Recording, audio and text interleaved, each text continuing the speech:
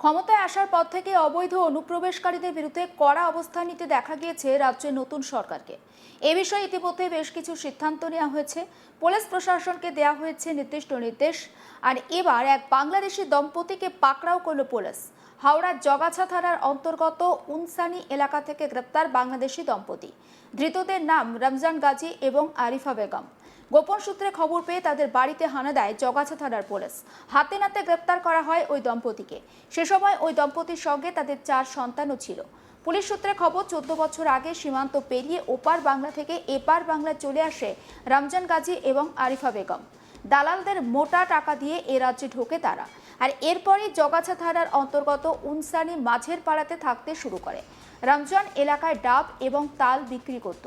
2014 সালের পর ওই দম্পতি নকল কাগজপত্র দেখিয়ে রেশন কার্ড, ভোটার কার্ড, আধার কার্ড, প্যান কার্ড এবং পাসপোর্টও করিয়ে নেয়। এমনকি 2024 সালের লোকসভা নির্বাচনে তারা ভোটও দেয়।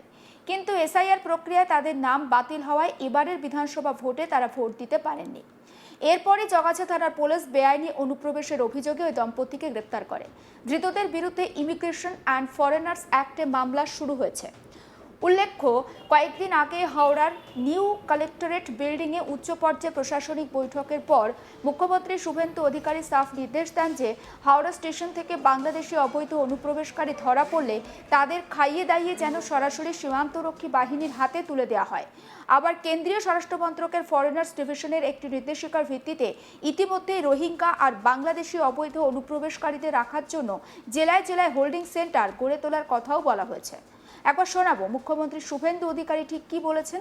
বক্তব্য থেকে অনুপ্রবেশকারীদেরকে কোর্টে না পাঠিয়ে বাংলাদেশ বর্ডারে বিএসএফ এর কাছে পাঠানোর যে আইন কালকে কার্যকর হয়েছে, গতকাল পশ্চিমবঙ্গে পুলিশ কমিশনারকে এবং আরপিএফ কে ডাইরেক্টলি বলে দেওয়া হয়েছে হাওড়া স্টেশন থেকে সিএ এর আওতায় পড়েন না এমন বাংলাদেশি অবৈধ অনুপ্রবেশকারী ধরা পড়লে কোর্টে পাঠাবেন না, তাকে ভালো করে খাওয়া দাওয়া করিয়ে সোজা বনগাঁ পেট্রোপল সীমান্তে নইলে বসিরহাটে বিওপির কাছে পৌঁছে দেওয়ার ব্যবস্থা করতে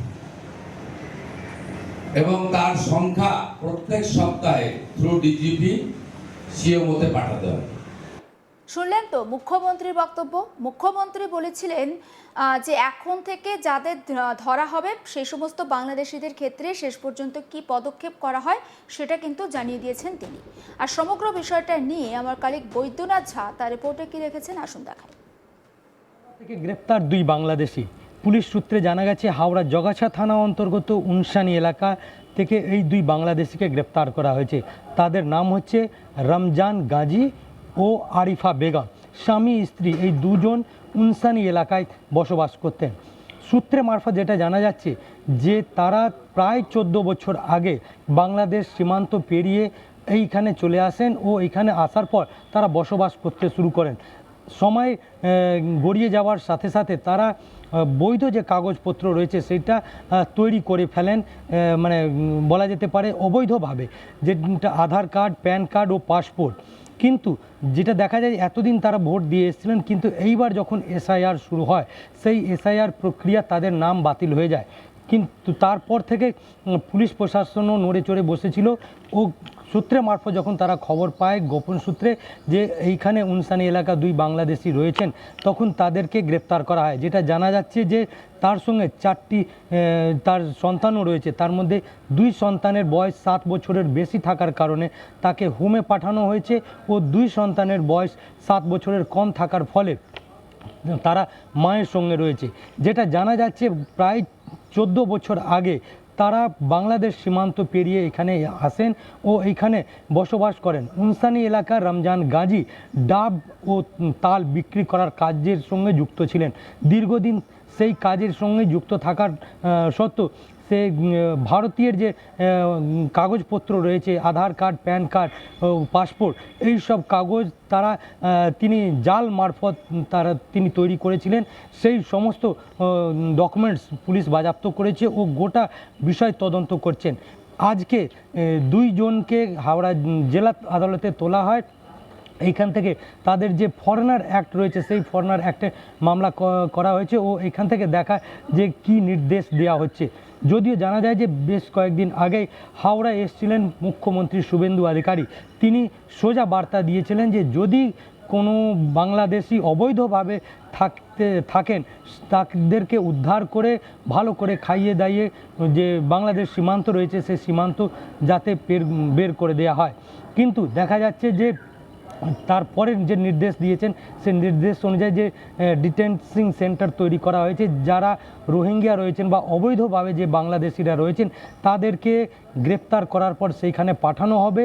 তাদের কিভাবে এসছেন বা কিভাবে থাকতেন, সেখানে কি কি কাজ করতেন, সমস্ত বিষয় তারা খতিয়ে দেখবেন।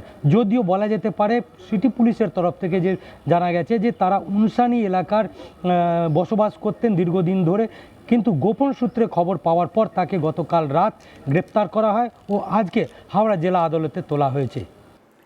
আপনারা জানেন যে রাজ্যে সরকারের পালাবদলের পর আমরা দেখছি যে বিভিন্নভাবে আইন কড়াকড়ি হচ্ছে এবং বর্ডার নিয়ে প্রথম দিনই মুখ্যমন্ত্রী শুভেন্দু অধিকারী নবান্ন থেকে যে বার্তা দিয়েছিলেন, সীমান্তে ফেন্সিং লাগানোর কাজ শুরু হবে খুব দ্রুত, ৪৫ দিনের মধ্যে বিএসএফকে জমি হস্তান্তর করা হবে, সেই মতো বিভিন্ন জায়গায় তোড়জোড়ও শুরু হয়ে গিয়েছে।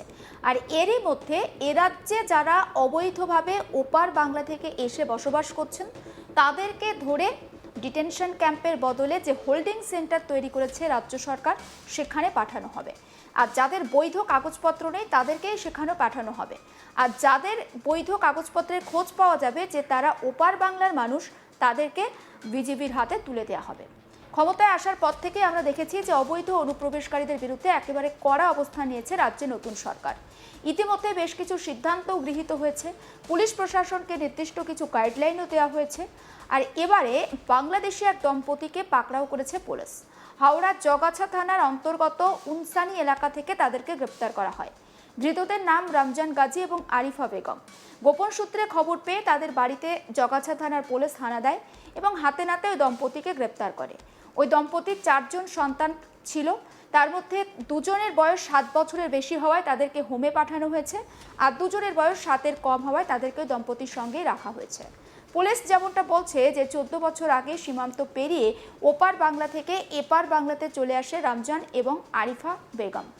এখানে তারা দালালদের মোটা টাকা দেয় এবং ভুয়ো ভারতীয় পরিচয়পত্রও তারা তৈরি করে। ভুয়ো ভারতীয় পরিচয়পত্র তৈরি করে তারা 2024 সালের লোকসভা ভোটে ভোটও দিয়েছিল, কিন্তু এবারে এসআইআর প্রক্রিয়া চালু হওয়ায় 2026-এর বিধানসভা ভোটে তারা আর ভোট দিতে পারেননি, অর্থাৎ ভোটার লিস্টে তাদের নামটাই আসেনি। ওই দম্পতি এখানে এসে ডাব এবং তালের ব্যবসা করত বলে যেমনটা এলাকার বাসিন্দারা জানাচ্ছেন। ইতিমধ্যে এই ঘটনায় চাঞ্চল্য ছড়িয়েছে। সমস্ত আপডেট এইভাবে পৌঁছে দেব আপনাদের কাছে। নজর রাখুন আজ তাক বাংলায়, সাবস্ক্রাইব করতে ভুলবেন না।